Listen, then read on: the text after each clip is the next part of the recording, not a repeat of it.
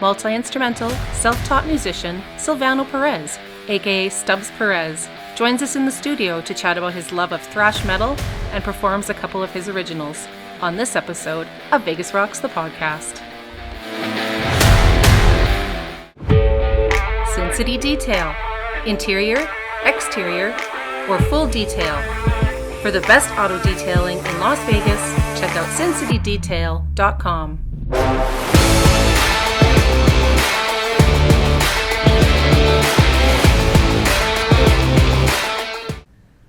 Hi guys, welcome to Vegas Rocks the Podcast. I'm your host Sherry, along with Adam. Hey everyone.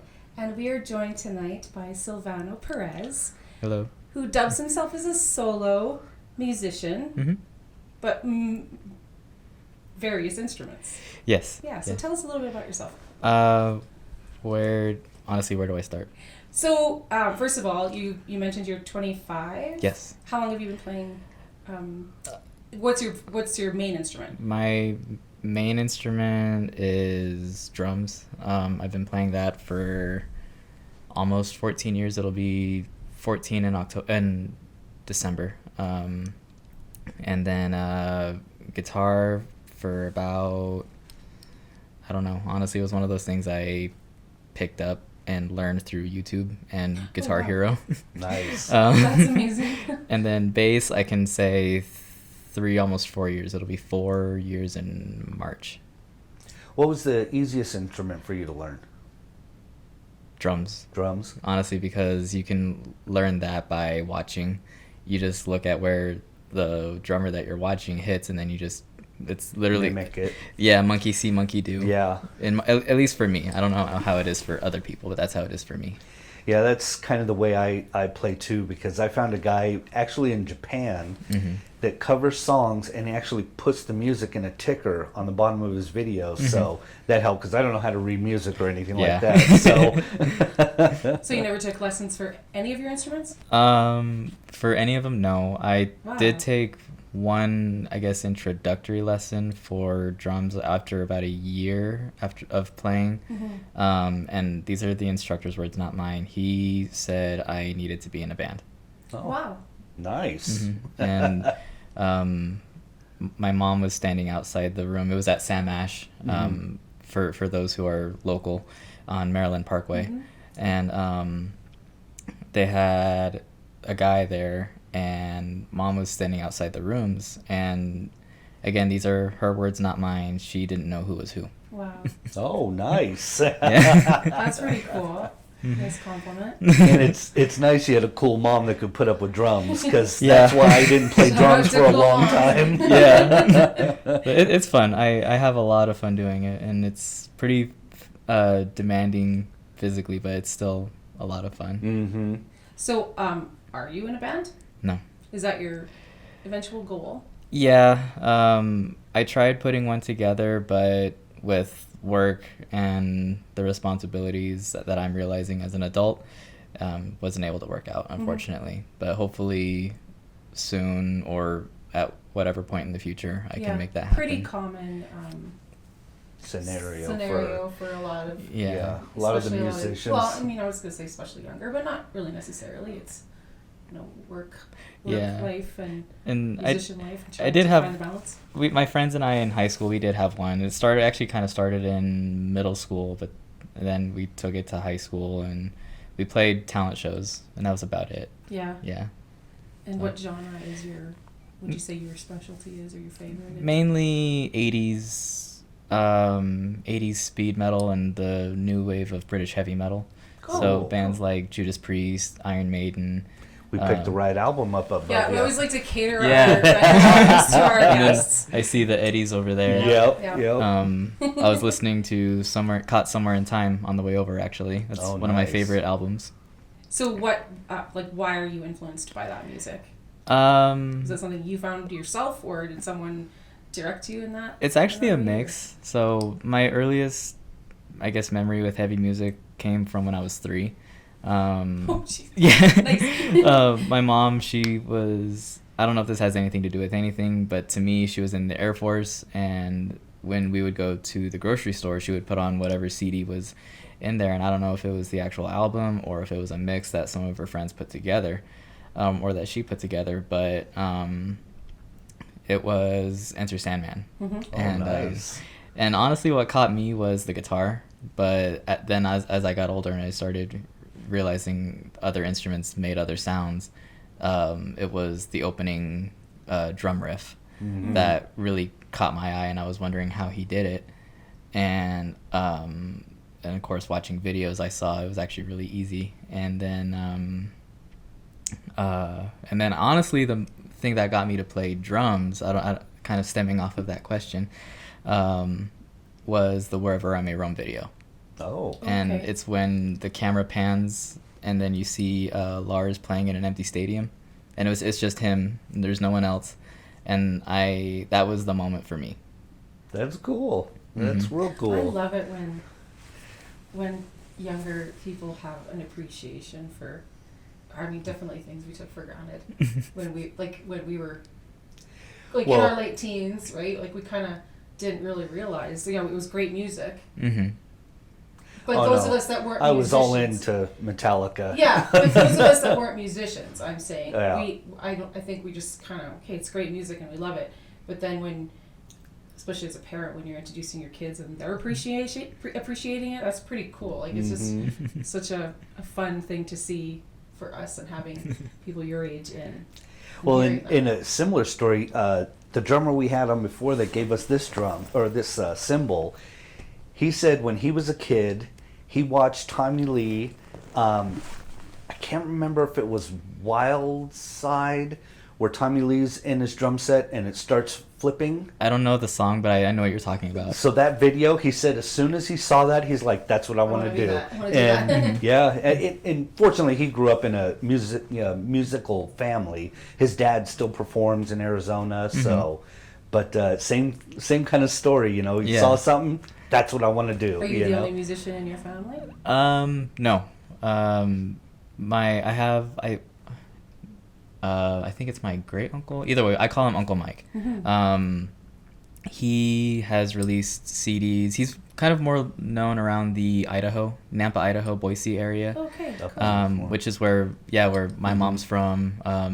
I'll say I'm from there. I did most of my growing up here, but most of my family is back up there. Yeah. But he's more known around that. He kind of plays kind of 60s into 70s, more blues.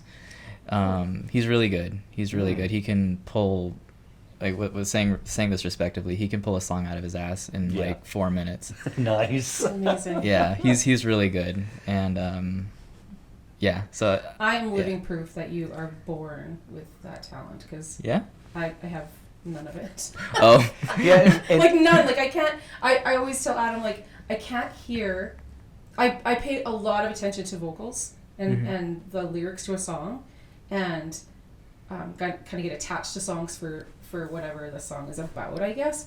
But I can't always identify a rhythm guitar from a lead guitar. And he just thinks it's crazy. I'm the exact opposite. Yeah. It takes me a long time to hear the vocals in a song, but we'll be at a gig and we'll watch some like, oh, he missed that note, or be like, what are you talking about? She has no idea. He gets to the point, I'm like, you're such a little note snob. Like, I can't even hear it half the time. So yeah, it's amazing when people say that they just can pick it up, listen to it, hear it, play it. Blows my mind. We've seen a lot of cover bands that you request a song, they'll pull it up on their phone and just play it. I'm like, holy shit! I know, it's crazy. Like them and session musicians are, in my opinion, especially the session musicians are some of the best. Yeah, where they can write a whole album in 8 hours. And it's just another day for them. Yeah, that's unreal. It's awesome. So you're from Vegas. Yes. And so what's your weekend look like when you want to check out some music? Do you check out a lot of Vegas local music? Are you playing anywhere in Vegas? Like, what are your... No, I wish I was. I if I'm being 100% honest, honestly, most of my days off are spent sleeping or watching YouTube. But I do see shows every now and again. I did a lot more back then than I do now. I think just because a lot of the bands that I keep my eye on are just starting to get back into the swing of touring. Right. But I don't know how you guys want to phrase it, because I know YouTube's thing's different. Pre-pandemic, we'll say that. Yes. I saw a lot, or at least what felt to me like a lot. My last show was Tool. Oh. Fun. And that was a lot. It was a lot. It was for me, because being a drummer and also recently getting into trying to be better at rhythm. Danny Carey is like one of my all-time favorite drummers, along with Lars. But that guy, he is. I mean, they're all top-notch, but Danny Carey specifically is amazing. And to be able to hear him live was awesome. Yeah, I mean, there's definitely a treat to see when you see somebody that you really admire live. Yeah. Whether you're close up or not, just to be in the same it's kind of room. kind of a trip when you are watching them, because it's almost like you have to kind of psych yourself out into like, oh yeah, this is actually happening. Yeah. Okay, I gotta ask the question. You said you're a huge Lars fan. Yeah. So I was all in for Metallica when I was a kid. Went to the show at the Silver Bowl when they played here for the Black Album. Greatest show ever. When, from that point, that kind of felt like they had peaked for me. Right. Then when, I got the CD for Saint Anger for my birthday, because it came out right on my birthday, I didn't like it. Did you kind of have the same feeling? Did they change too much for you? Well, honestly, like I was always aware of Metallica. I didn't really get into them until I was on, and I can remember this, 5th grade. Okay. But I do remember growing up hearing Master of Puppets. Oh yeah. And that the chorus was always stuck in my head, but and we'll get back to that, I'm sure, at another point. But I caught them on Death Magnetic. Oh. And so that was, I guess, my reintroduction to them. And then I started listening back once I started figuring out that, oh yeah, these guys have been around for quite a while. Yeah. Honestly, I didn't really pay much attention to Saint Anger, purely just because it wasn't on my radar. Okay. I mainly went towards the covers as far as artwork, and I didn't really like the artwork at the time. Now I have kind of an appreciation for it. It's kind of gnarly and comic book. So I kind of like it now. That's interesting that you say that. Well, see, and the biggest thing for me, and I don't know what the difference is with the snare, but Saint Anger is when Lars changed the sound of the snare, and I couldn't take the sound. It didn't sound right to me. Do you know what the difference was? It's because there's we'll just use this, and I don't know if this is in camera, but there's a lever or something. This right here would be the throw, and it's literally he just unhooked it. Okay. And so that's why it sounds the way it does. Yeah. As opposed to your normal snare. And so your wires are literally just hanging there, and it sounds like you're hitting, like what some people say, a trash can. Yes, that's exactly what it was. Oh, I did not know that. Well, thanks for clearing that up. Cool. I did not know that. I learned something. I guess depending on what other people watching this listen to, Schism, parts of Tool's new song Pneuma, Danny Carey, Schism is played with the snares off. Oh, okay. So if people are listening trying to find where the snare is as far as their reference for the beat, and they can't find it, it's because the snares are turned off as well. Oh, wow. Interesting. Yep. That's crazy. I had no idea. No, I didn't either. That's pretty cool. Mm-hmm. So I creeped to your Instagram. Yeah. And you have a song that you have released. Yes. I have a few. Yeah. This Moment Forever is your latest? Yes. That one. Tell me about that one. Yeah, literally, I don't have like a actual setup, but I was playing through an amp simulator, and they had a delay setting that someone else had made, and it was rhythmic. I don't know how to describe that rhythm. It just had a swing to it that I really liked. Mm-hmm. Okay. And honestly, I just started playing notes that I was familiar with, and then it came out with this cool melancholic kind of, but also hopeful, optimistic sound.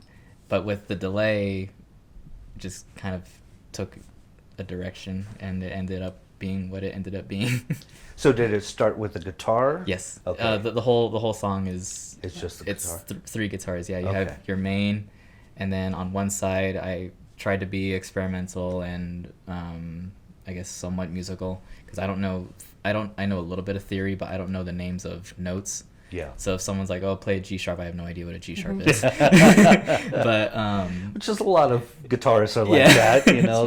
But and so I'm trying to do like a ambient thing, and then on the other side, the strings on that guitar, if we want to get nerdy, were pretty old and kind of cruddy, and so when I was playing it, I didn't know what it sounded like, but when I heard it back, it almost sounded like a piano. So I just kind of kept it. Yep. And then the only thing I could think of that came to mind was the title is This Moment Forever. It just sounded like something that would fit with that kind of vibe. Yeah. Mm-hmm. And how many others have you released? Off the top of my head, 4 or 5, maybe 6. All instrumental? Mm-hmm. Are you interested in songwriting? Yeah, I have a few that are kind of, well, not kind of, ones or a couple are covers, and then I have some other songs that are more, I guess, actual songs rather than instrumentals, and those are kind of more in my wheelhouse of thrash and speed metal, but for the most part, what I really enjoy is just kind of ambient, down-tuned instrumental stuff. Yeah. Mm-hmm. Cool. Yep. Yeah, it was very. I don't want to offend you by saying No, it was it's okay, pretty, it's okay. but it was really pretty. No, It was just thank really you. nice. I'm Yeah. glad you liked it. Yeah, I did. I liked it a lot. Yeah, it was good. So eventually, what's your goal? With music? What's your, like, you're busy with work. Do you want to? Do you mind saying what you do? No, I don't mind. I am a cabin cleaner out at Harry Reid, or formerly McCarran. And I've been doing that for almost 7 years. Okay. First job out of high school, and actually the only place that called me back. Nice. Yeah. That's amazing. Yeah. Is it stressful sometimes? At times. Kind of a rush job, or not that you're doing a rush job, like you're rushing around a lot, or? Not so much rush. It's more so the people. Okay. Some of the people that I work with. I'll just leave it at that. Yeah. And then there are some times where it does get kind of stressful because certain crews, in terms of airlines, can be kind of fickle. Sure. Where you give them one thing that's something they're supposed to be given and they don't want it, or whatever. So it does get kind of stressful that way. Right. So it's busy. Yeah, it's very busy. And it's full-time days or all hours? Or? Nights. Oh, okay. Yeah. So kind of getting practice time in with other people. It's pretty much out the window. Sometimes. Yeah. Yeah. So eventually, what would you like to be doing then with your music? Even though, perfect scenario, what would your perfect scenario? Perfect scenario, honestly, it would either be playing drums full time in a metal band, because that's what I'm most comfortable with, or being an audio engineer, because that was what I went to school for. And so, do you think that you'd want to, like, create with someone in a studio too? Yeah. Yeah. Yeah. I would like to be a part of that process, and I was actually thinking, honestly, I was thinking what some of the questions would be, and you mentioned creating something in the studio. I always liked how things were made. Like, whenever I bought a DVD or looking through some of the DVDs we have in the house, I was always going to the behind the scenes. Yeah. And so I like that stuff. I like being a part, The process. being a part of the process. Yeah. It's really fun. It's really That's inspiring cool. for me. Mm-hmm. That's cool. Do you have any mentors?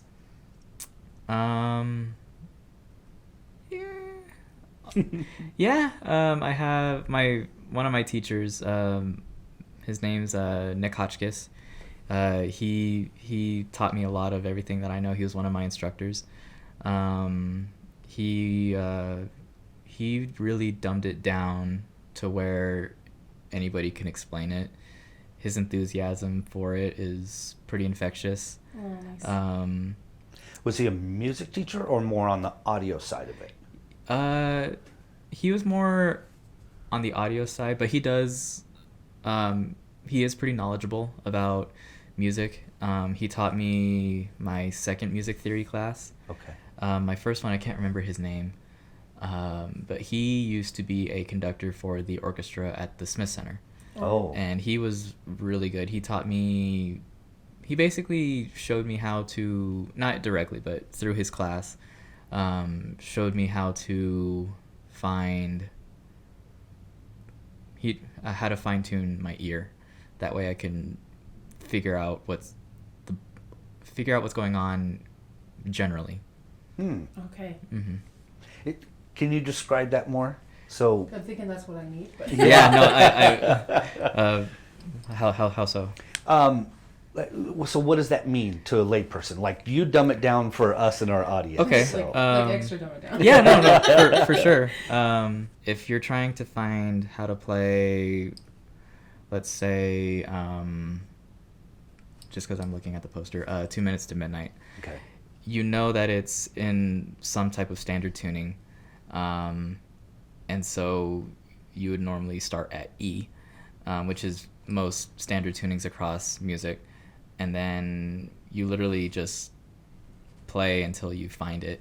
At least that's my approach. Okay. And then if that doesn't work, at least you have your reference point, and then you can go from there, whether it be tabs or YouTube, or just sitting there and playing along to the song until you figure it out. Till you hear it. Mm-hmm. Okay. And then same thing kind of with harmony. There was one song that it was bugging me. There was a harmony section in there, and it's Killing Tendencies from Havoc. They're a good band, and I got the low harmony, but I didn't know what was going on with the higher register. And literally through about 10-15 minutes of just figuring it out, I eventually figured it out. Caught on. Mm-hmm. Nice. Oh, you were talking about, you mentioned speed metal. Yes. Okay. I'm assuming that's just really fast metal. Yeah. But throw me some band names that would As like speed metal. Yeah. I guess if you really want to get nerdy, you could also call it thrash. Okay. You have your bands, your big four: Slayer, Metallica, Anthrax, and Megadeth. Okay. So kind of old school ones. Yes. For sure. But also some kind of other, I don't want to say not so well known because they're not, but not in the big four. Mm-hmm. Would be Testament, Forbidden, Nuclear Assault, bands like that. Okay. I haven't heard of the last two. I know Testament. They're pretty good. They're kind of like in the latter era, like 86 to 89. Okay. Is kind of right when those bands came out or when they hit popularity. Yeah. I guess you could also classify Motorhead in there too, because they're kind of faster, but they kind of tie the bridge between speed and new wave of British heavy metal. Yeah. Right. Yeah. Okay. So, are you finding there's that genre being created now, like new bands that are doing that are mainstream, or is it pretty hard to find that? Yes and no. Okay.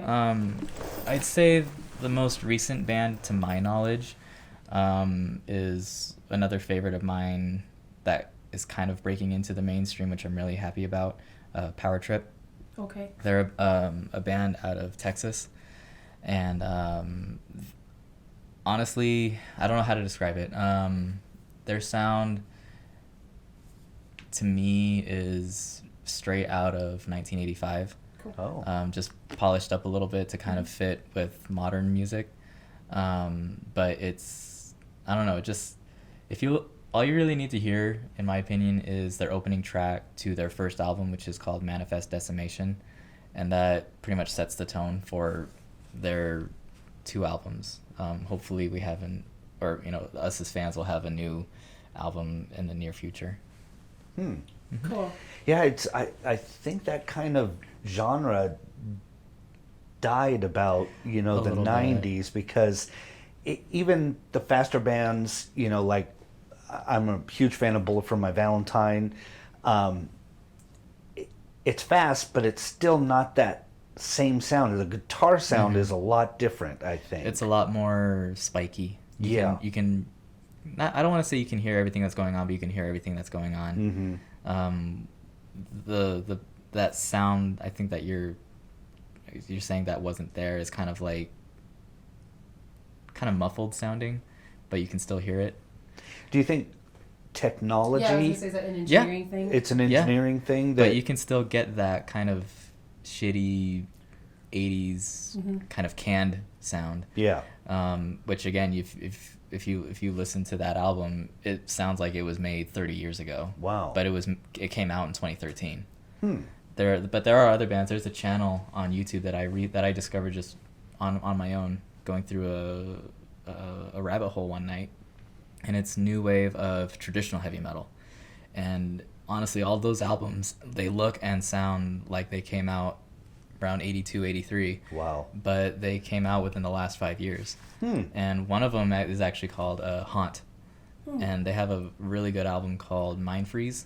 It's pretty good. Yeah. Well, you're gonna play for us today. Yeah. What are you gonna play for us? I have 2 halves of 2 originals that I put together literally in like an hour over the past couple days. Awesome. So I have no idea how it's gonna sound. And I'm just gonna play on top of that, and then I was just gonna jam out to the last 50 seconds of Floods from Pantera. Oh, Okay. nice. Do you sing? No. I mean, no. No. You're not going to sing for us. No. Great, that's awesome. So if anybody wants to find you on the socials? It is at Stubbs_Perez on Instagram. You can just search me up, Silvano G. Perez on Apple Music or Spotify.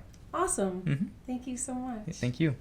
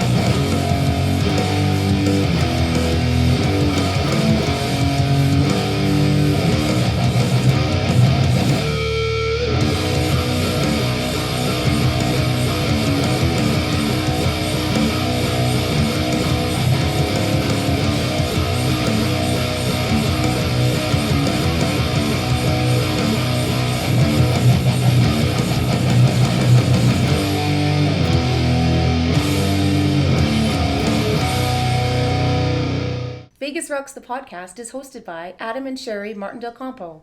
This has been a Total Design Studios LLC production.